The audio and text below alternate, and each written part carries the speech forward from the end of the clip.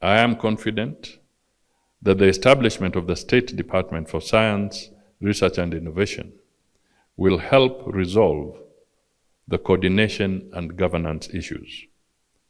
It will ensure that we collectively drive the changes required so that research informs policy, inventions are translated into market-ready innovations, and science delivers measurable economic value in the daily lives of Kenyan citizens. I wish to assure you of the government's commitment to enhance funding for research, science and innovation to at least 2% of Kenya's gross domestic product. This will stimulate the transition of knowledge from universities and research institutions to viable enterprises, communities, and markets. Ladies and gentlemen, I am delighted to hear the announcement of the Grand Challenge Initiative under the State Department for Science, Research and Innovation and the National Research Fund, supported by the Science for Africa Foundation. Further, I look forward to the launch of the Master Plan for Research Financing and Capacity Strengthening document, which is supported by the United Kingdom's Foreign, Commonwealth and Development Office. Let me conclude by urging you to continue deliberating through your networks on how to move forward the actions you have agreed on during this week. In the last few years, and literally few, the world has seen a number of global shocks first. There was a COVID shock.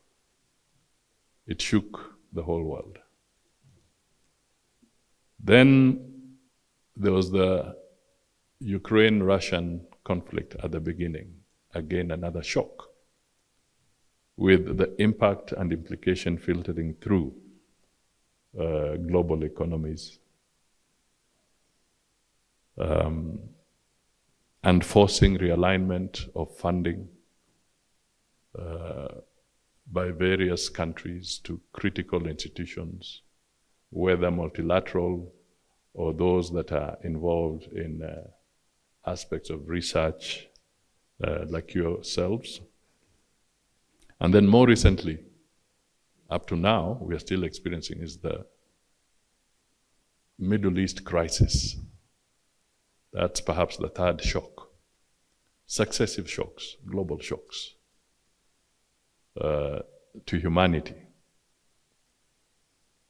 And one thing that comes out is that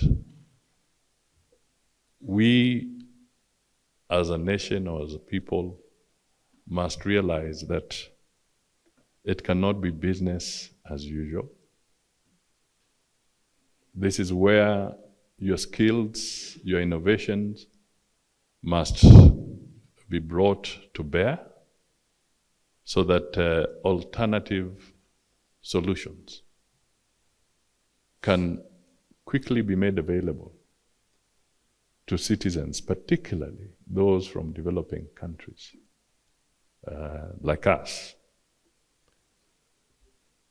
The reality is that the speed and flexibility at which your innovation can bring to bear is going to be very, very important in helping communities adjust to these global shocks.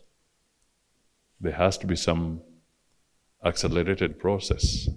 Research can be painstaking, can take years, but nevertheless, it also calls for some innovative ways of trying to figure out how to accelerate the delivery of your innovations to the marketplace to help in easing some of these challenges that we face. The way I see it, for instance, is that if we are to talk of the full impact of the Middle East crisis, and today the president, I think, has issued a statement to it. I think we need to be honest with each other. The impact of that crisis is going to linger with us for much longer than we imagine.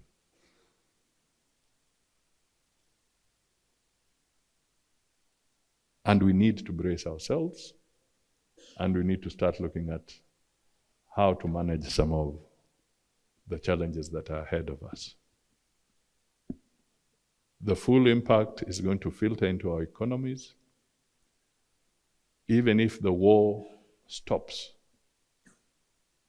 the impact is still going to be there, and we are likely to feel more pressure, perhaps even within the next 3 to 4 months, within the economy.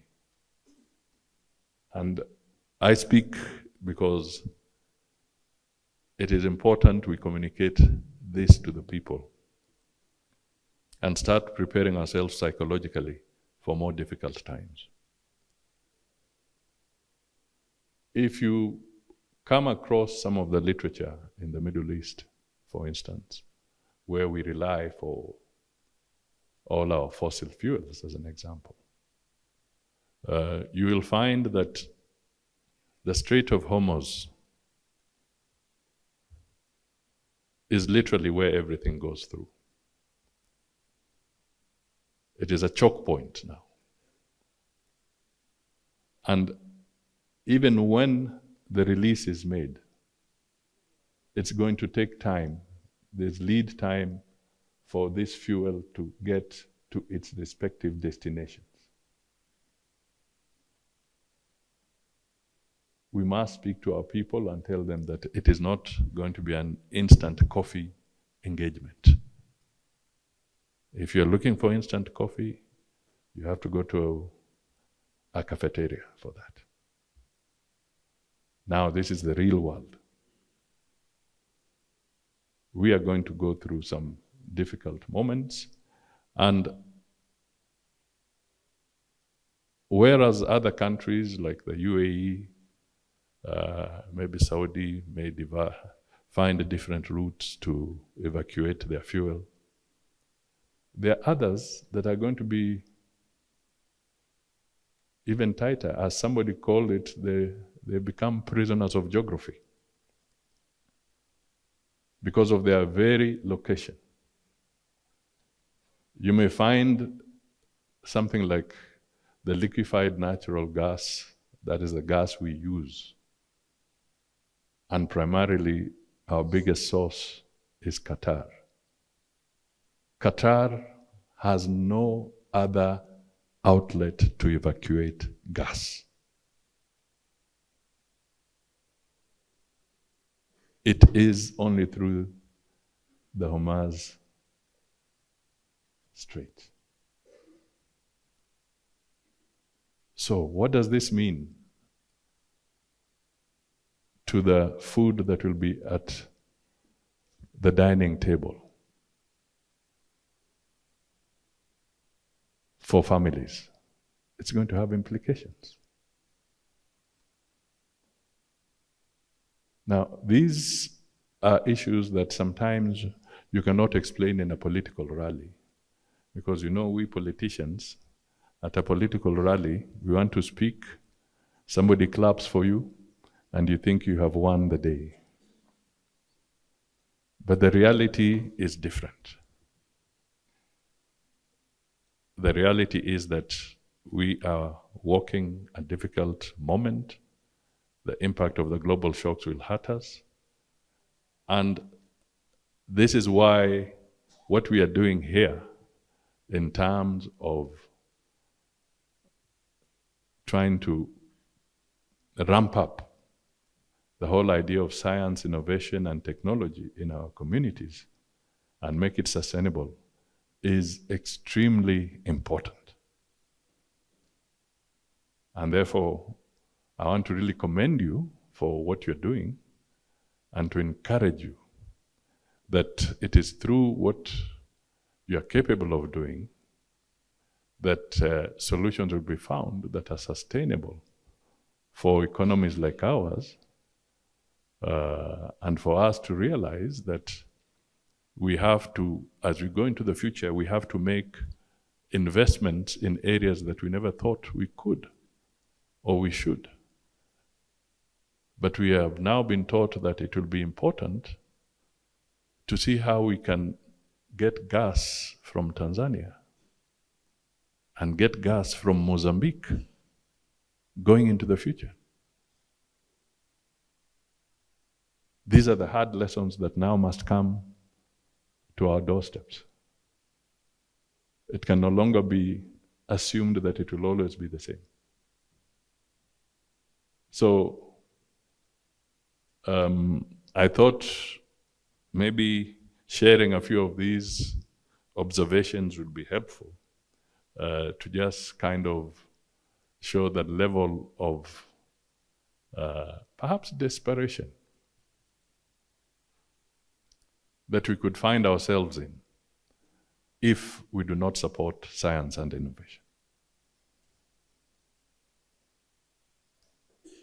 So I really want to appeal to you, as I commend you for what has been going on, to say that you are the people who are going to help us deal with global shocks and also help in providing solutions for millions of citizens worldwide.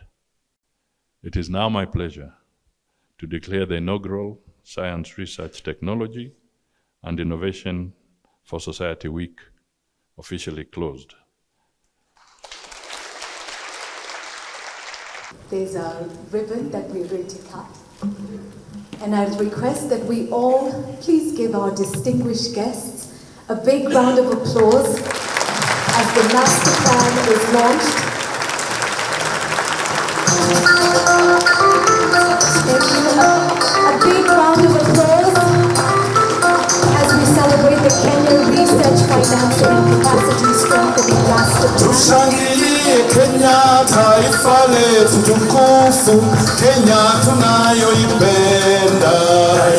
Tushangilie Kenya, taifa letu tukufu, Kenya tunayoipenda. Kenya yetu tunayoipenda. Salama kamwe hatutaiacha. Kamwe hatu. As we come to the end or the close of the Science, Technology, Research and Innovation for Society Week 2026, we reflect with great pride on what has been a remarkable and impactful gathering of minds committed to addressing science, technology, research, innovation for the benefit of our society. This inaugural STRI for Society Week has successfully brought together the government leaders, researchers, academia, industry players, innovators, students, developing partners, the media, and the community on a landmark national platform dedicated to positioning science, technology, research and innovation as a key driver of Kenya's sustainable development and economic transformation. Aligned to the aspiration of bottom-up economic transformative agenda and the Vision 2030, this conference sought to strengthen the role of science, technology, research and innovation in addressing societal challenges and improving the livelihoods of Kenyans. Indeed, throughout the week, Your Excellency, one message came very clear. Science must not remain confined in labs and journals. Science must live in our farms, hospitals, industries, schools, oceans, markets, and communities. As Albert Einstein once stated, concerns for humanity itself must always be chief interest of all technical endeavors. This is precisely the spirit that has defined Science, Technology, Research, Innovation for Society Week 2026. The State Department for Higher Education and the State Department for Science, Research and Innovation are Siamese twins, so to speak. We are both in the business of producing researchers and working with researchers. In the Higher Education State Department, we work in the pipeline to ensure that our teaching and learning programs, and the research that is infused in the academic programs produces a pipeline for future researchers and research leaders. In this process, we partner with institutions internationally and within our country to ensure that our researchers are immersed in the best practices. What comes out of our institution is made whole by the State Department for Research, for Science, Research, and Innovation. And so we look upon the work of the State Department to help turn the research into the technologies and the cutting edge knowledge that will drive our programs and enable us to produce quality manpower that moves our country forward. For instance, technology is now the buzzword. And so, working closely with the innovation that comes out of the State Department for Science, Research, and Innovation, we, as consumers in higher education, are able to infuse the latest technologies in our programs, be it communication, be it agriculture, education, commerce, medicine, across the entire ecosystem. We use the products that emerge from research.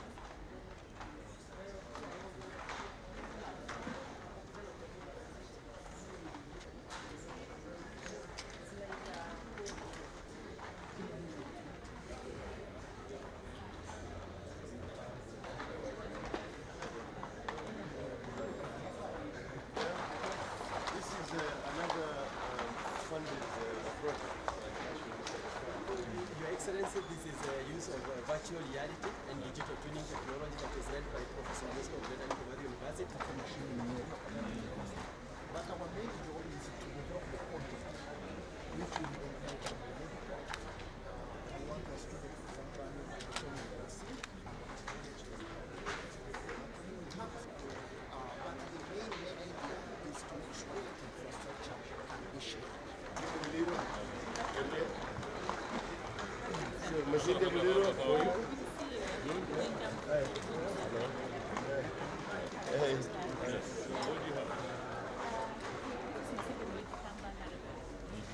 So from the resources that we have in Western Kenya, it's sugarcane, which is biodegradable. That's bagasse. Yeah, this is sanitary pad that is not synthetic, but is biodegradable.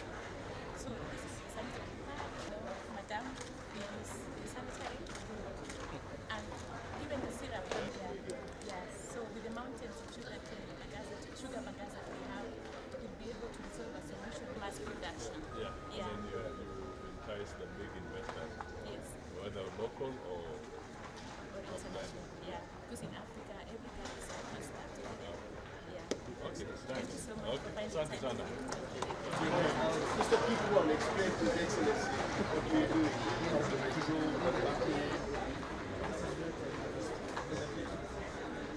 picture is the map and the geofence. There is these sensors with them. This will enable us to do mapping.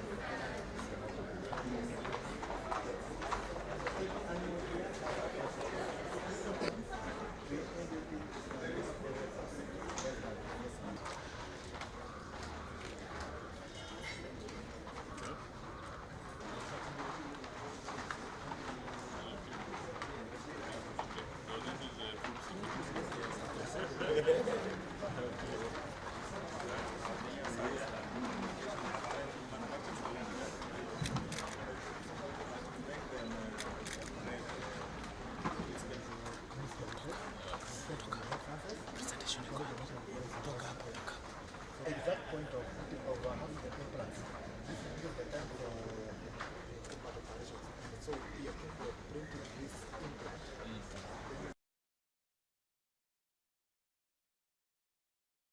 Carry a capacity of 5 and can do 8 kilometers before we carry 8 kilometers. So you can move from here to back. Yes. Maybe what we need to do now is to move to the next level, making sure that we can.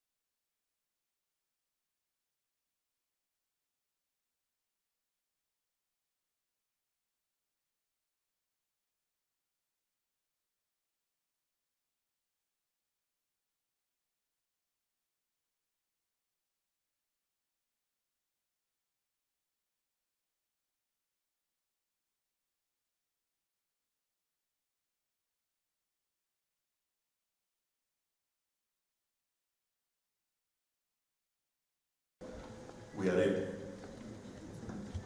So anytime now, we will be, I think.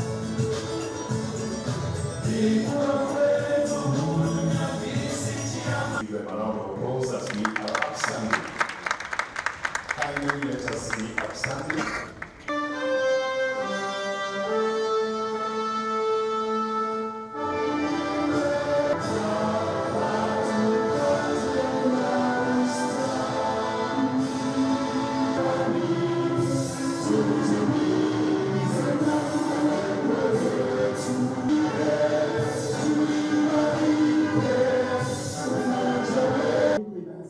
You have enabled us, oh Father, to come this far. We want to invite your...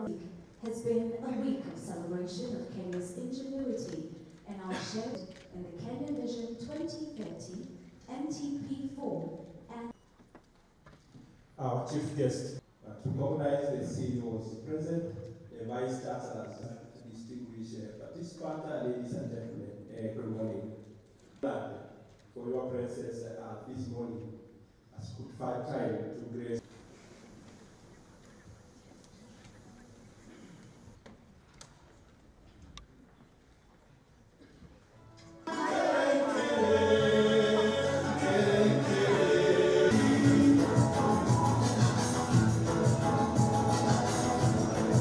Thank you.